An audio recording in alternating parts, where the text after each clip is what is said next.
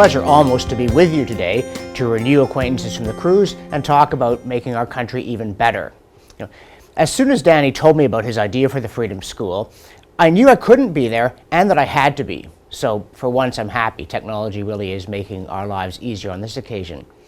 And the reason I had to be there is the idea brought into my mind right away, as so many things will, a quotation from G.K. Chesterton, who once said that the only really practical type of rebellion is that which is also a repentance. All real reform springs from this sense of something wrong, not only in our surroundings, but in ourselves.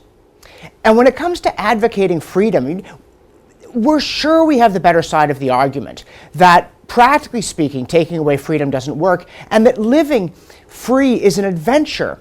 And yet, let's be honest, people, we are not winning the argument. Even the parties that are meant to be on our side, the ones that say the right things during a campaign and a debate, you look at their actual policies and they're endlessly meddling in the economy. They're contemptuous of our liberty. And when you look at their budgets, it brings up Ronald Reagan's crack that if you said Congress was spending money like a drunken sailor, you'd be unfair to drunken sailors. Say they spend like drunken sailors, but that would be unfair to drunken sailors because the sailors are spending their own money.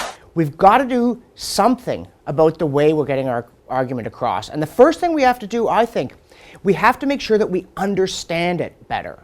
That we need to be clearer in our minds so that we're clearer in our presentation.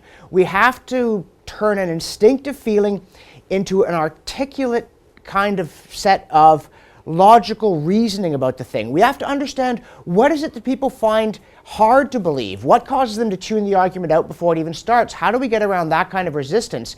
And how do we get them to understand why all these measures that are intended to help people, all these interventions hurt people? When they try to make the country richer, they make it poorer. When they single out some group and say we've got to lift them out of poverty, they wind up trapping them in poverty. How is it that all this well-intentioned stuff doesn't work at a practical level and doesn't improve people's lives, either considered, their lives in society or their lives as individuals? And I think in order to do that, it's important to sit down and review what we think, to make sure that we understand our own ideas better so we can explain them better. And that's why I want to talk to you about 3 books that had a really profound impact on me. I found them extremely useful.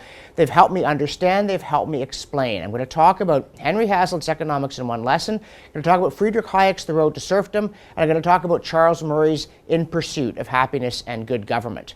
Because we're not making the case as well as we could. We're not making the case as well as we should.